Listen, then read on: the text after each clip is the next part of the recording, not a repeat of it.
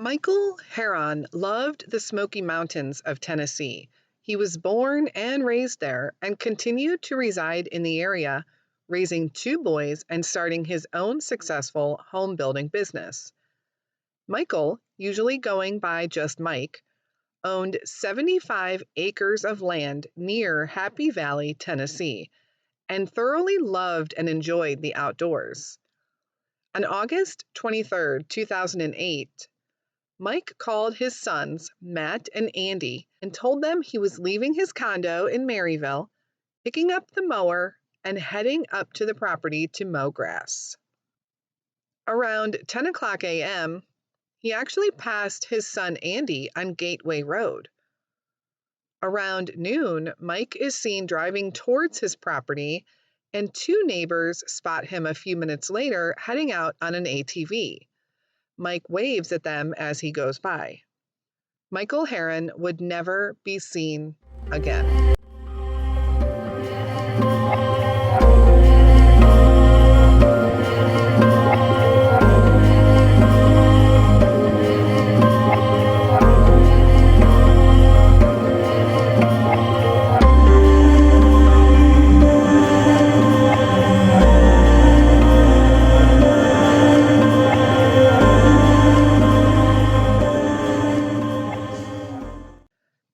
This episode is coming at you a little late this week as we have been on location in the Smoky Mountains.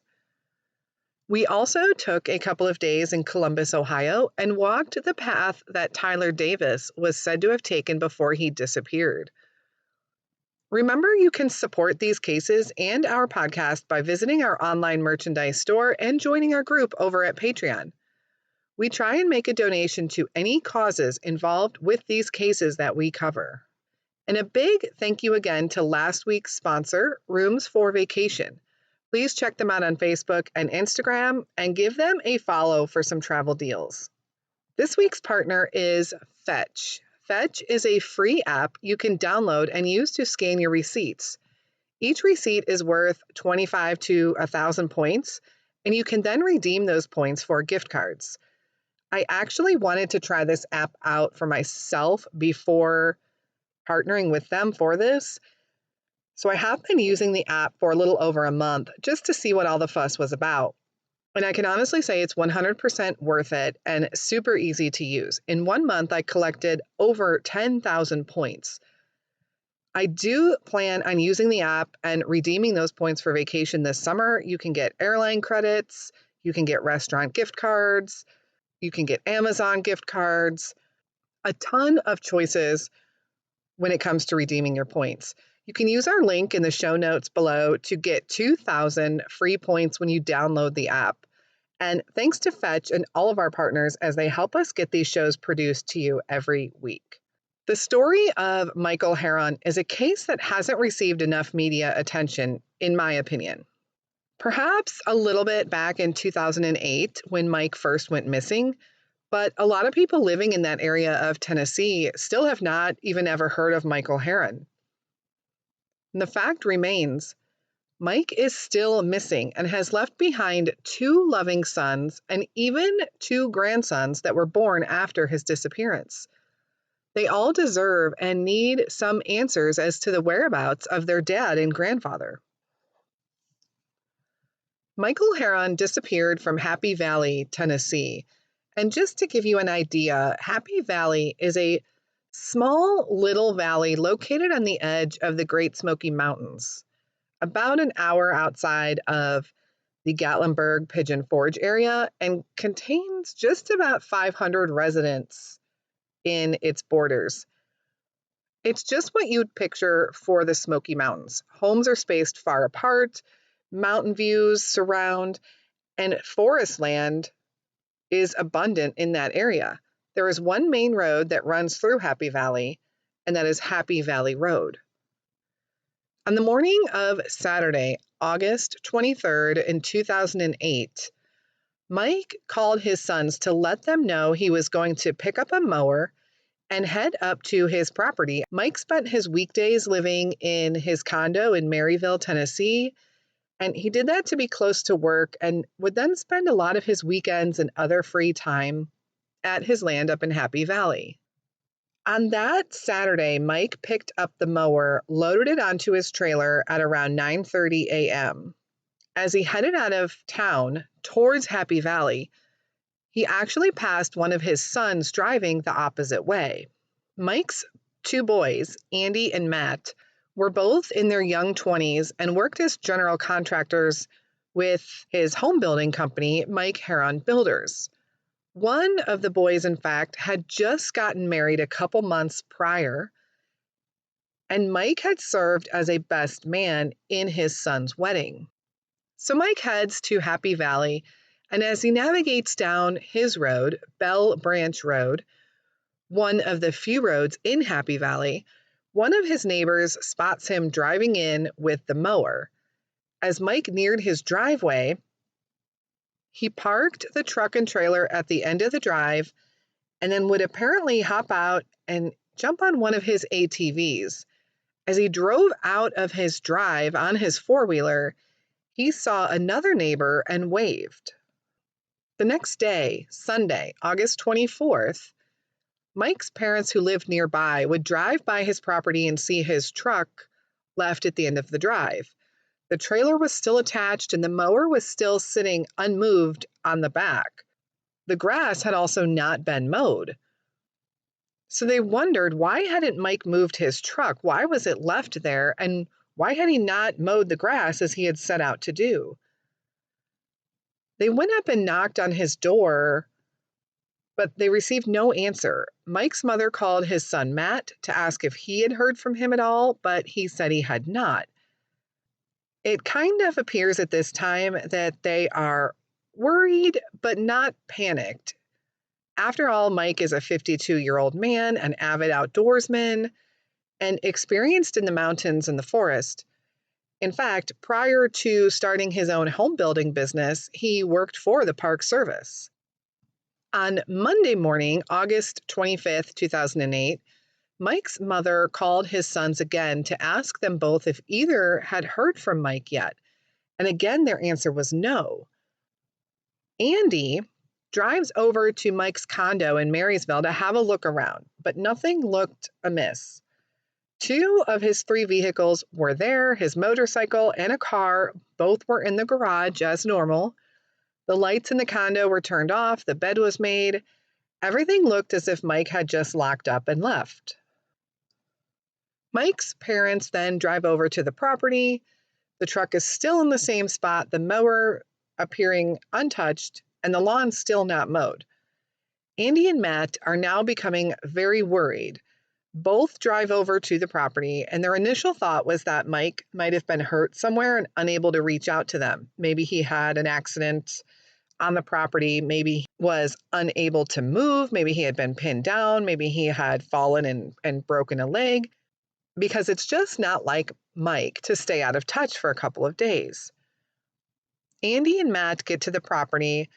They see Mike's truck, and they're immediately even more panicked. The truck was left in a spot where Mike would not have left it for any length of time. He had a bus that he allowed to park on the property on the weekends, and with his truck where it was, the bus wouldn't have been able to access the place to park. They also noticed that the truck windows were both down, and inside the truck were his keys, ID clip with money, and his cell phone. The cell phone service up in Happy Valley was poor, so they weren't too alarmed that Mike didn't take his phone with him. They were alarmed that his truck had been left in that position possibly since Friday. They notice one of the ATVs is missing.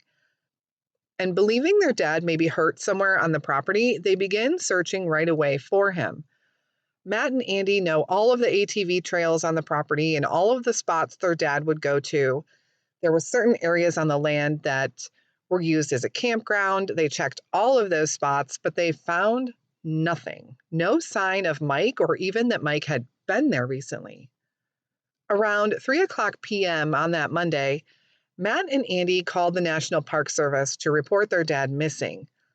They are transferred to the Blount County Sheriff office to file an official missing persons report, and a search immediately begins. They bring in dogs, drones, helicopters, and dozens of searchers. They search Monday evening. However, into the night, it begins to rain, and they call off the search for the time being. Now, the rain is unfortunate, and people have mixed feelings as to how the search dogs work in the rain. And a lot of people feel that the rain could hinder a search dog's ability to pick up a scent. But a lot of the animal experts and articles that I have read with that research actually state the opposite, that the rain can help keep the scent stabilized for the dogs to follow. However, what is unfortunate is rain does impede the search from the human standpoint, and it makes the property very difficult to search and could wash away any evidence. Remember, we're in the mountains, we're in the forest, things can get muddy, things can get washed away. So Tuesday morning, it's now August 26th, they pick up the search again. And a friend of Mike's who was involved in the search and helping out is checking an area near Happy Valley Loop, about a mile from Mike's property, when he finds a discarded, abandoned ATV, which turns out to be Mike's four-wheeler. The ATV was parked on a steep hill, the ignition switch was left on, and there was no evidence of Mike anywhere. And it looked as if the ATV had been turned off via the kill switch, which both Mike's sons said is not something he would have ever done. The ATV was also found in an odd place. It was not somewhere on Mike's property, and it was not somewhere he was ever known to go. And it's not like he needs to venture off onto someone else's land when he himself owns 75 acres. Right away, to his sons and the searchers, it didn't make sense why his ATV would be there. They bring the dogs in, hoping to find a scent and be able to track Mike from the ATV, but the dogs pick up nothing. The sheriff's office searched extensively for 5 full days using all resources they could. They used cadaver dogs, search dogs, helicopters, drones, volunteers, whatever they had to utilize, they did. Mike was a well-known and respected man in the area and had no known enemies. Where on earth is Mike Hearon? He rode off into the Smoky Mountains on an ATV and just vanished. I'm sure some of you have followed the Missing 411 series, which focuses heavily on disappearances in national forest land. And a lot of those cases are very interesting and fascinating. The author and creator is a big paranormal and Bigfoot fan, and who had been dedicated to proving the existence of such things. So a lot of people wonder, is this such a case? I mean, we have little clues. Actually, we have 0 clues as to Mike Heron's whereabouts. How can he disappear without a trace? Nothing found in the woods and nothing found in or around the ATV to help answer that question. First, let's look at a few of the questions or oddities that have come up regarding his disappearance, and then we'll take a look at some theories. My first question, why did Mike immediately park his truck at the end of his drive and then take off on an ATV? Some have speculated that maybe he saw something while driving to this property and wanted to go check it out. Or maybe he just wanted to ride off and blow off some steam and have some fun for a little bit before he got to mowing. It seems odd to me, at least, that he parked his truck there and just hopped on an ATV and took off, that he didn't pull the truck into a normal spot, unload the mower, kind of get situated, and then maybe take a little ride before hopping on his mower, but he just parked the truck at the end of the drive, hopped on an ATV, and rode off. And I can only take 2 things away from that. Number 1, he seemed perfectly fine and not in distress since he was witnessed by his neighbors whom he waved to as he passed them. I do wonder how certain they were that it was Mike that they saw, but by all reports, nothing seems out of the ordinary with that, and the police and the family believe that it was indeed Mike on that ATV. So, if it was Mike, we can be pretty certain at this point that he's okay, he's not in distress. He might be going to check something out, but he doesn't seem overly concerned or worried. Number two, I don't think he intended to be gone long. I mean, he left his personal belongings in his truck with the windows down, and he had a full day of mowing grass ahead of him. Plus, he left his truck in an inconvenient location. So it seems he would only do that if he thought he would be right back. My next question: why was his ATV found the way it was and where it was? It was parked unusually, left abandoned, and not even on his property. It was even sitting on a steep incline, kind of tucked off into some brush and trees and not passable area. Yet there was not one sign of Mike anywhere around it. So it makes me wonder, did Mike put it there or did someone else put it there? I also have some questions about relationships. I know the police have indicated there were no known enemies to Mike. He was considered one of the good guys. Everyone liked him. I have confirmed that he was married to Beth Hearon, although nothing is ever discussed about her during the investigation. It is his sons that gave all the interviews, put up the posters, started a website.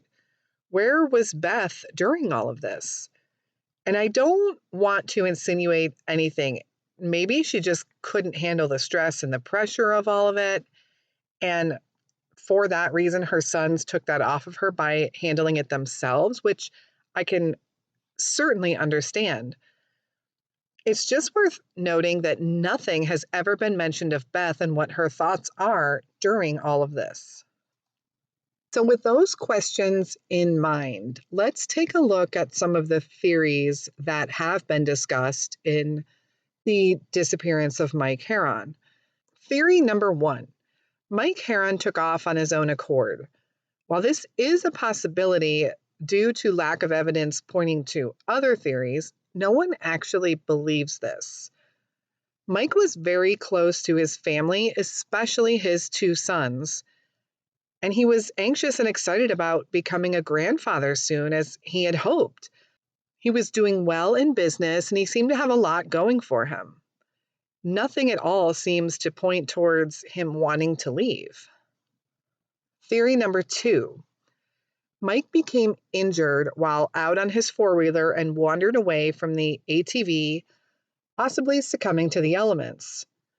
And this is not an impossibility. However, remember, this was familiar property to Mike. And he was a former Park Service employee, even spending time as a volunteer park ranger. But if he was injured, was he incoherent or confused?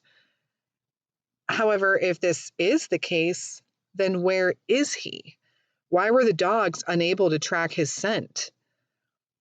Did he just happen to find a hidden spot that no one has discovered yet? Theory number three: Mike met with foul play at the hands of someone he knew. Was this a setup? Did somebody know he was headed up there that day? Did a business deal go south, a deal that no one knew about but him? No one he knew or worked with had any inclination that this could be the case, and police found no evidence of anything in his financial records and in interviews with all those around him. Again, though, people have been known to have secrets. And while this may be an unlikely or even unpopular theory in this case, it really cannot be ruled out. This brings us to theory number four. Mike saw something he shouldn't have and met with foul play. I saved this theory for last because This is what the sons believe happened. And if you read through social media discussions on this case, it seems the general public believes this could be a possibility also. And this would explain why he left his truck where he did and took off right away on his ATV. Maybe he went to go check on something or someone he saw while driving up to his property on that day. Many have said that because of it being such a rural area, it could have been illegal marijuana growers or even a meth lab. And I have to admit, while everything does seem to possibly point to this theory, I just have one nagging question that keeps popping in my mind. If there was something illegal that he went to go check on, why have the police not uncovered evidence of that during their search? Most people seem to think, because of the area, the ruralness of it, and the history of these things happening, a lot of people believe that there was some illegal marijuana growing happening up there, and Mike discovered it or saw something that led him to go check it out. But if this is the case, wouldn't there have been evidence of such during a search? Plants, dug up earth, some type of sign to show that something had been harvested or grown there? However, if we look at meth labs are often portable because of their odors. So was it somebody in a camper or a van that was able to immediately leave the area undetected, maybe after there was a confrontation with Mike? And honestly, although most people seem to lean towards the illegal growing of marijuana as the theory in this case, I tend to think it might be more likely that it was something along the lines of a meth lab that left no clues behind for the police to pick up on. And it's unclear as to what other type of illegal activity might have been going on.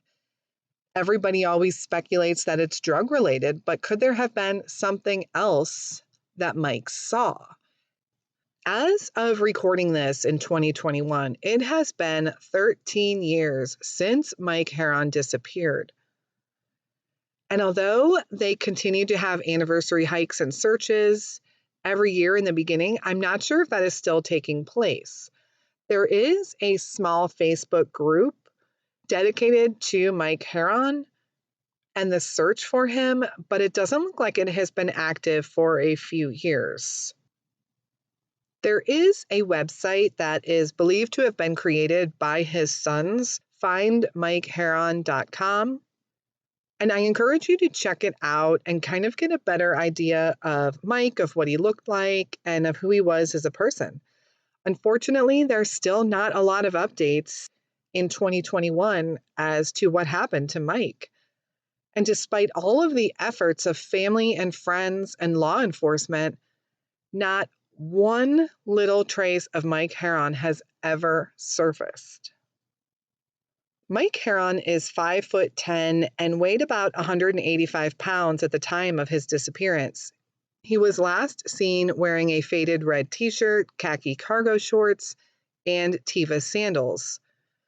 If you have any information as to the whereabouts of Mike Hearon, please contact the Blount County Sheriff Office at 865-273-5001. I'm really curious to know what your thoughts are on this case. And if you'd like to join our private case discussion groups, head over to patreon.com/wherearetheypodcast and click join. I think the cost begins at just $3 a month. And remember, we use those proceeds to help us make donations to charities set up by families, as well as our charities of the month. Mike's case, again, received a little bit of media attention in the early years, and this was 13 years ago. It is not receiving the media attention that it really should be. Be sure to follow us on social media for case updates and announcements. Also, a huge thank you for supporting our sponsors and our partners. Rooms for Vacation is on Facebook and Instagram and offers hotel, Airbnb, and vacation rental discounts. And this week's featured partner is Fetch. Download the Fetch app for free using our link in the description, and we will also share that link on our Facebook page. Doing so will get you 2,000 free points to get you started, and you can get those free gift cards just by scanning your everyday receipts. If you have a case suggestion for us, please email canwefindthem@gmail.com.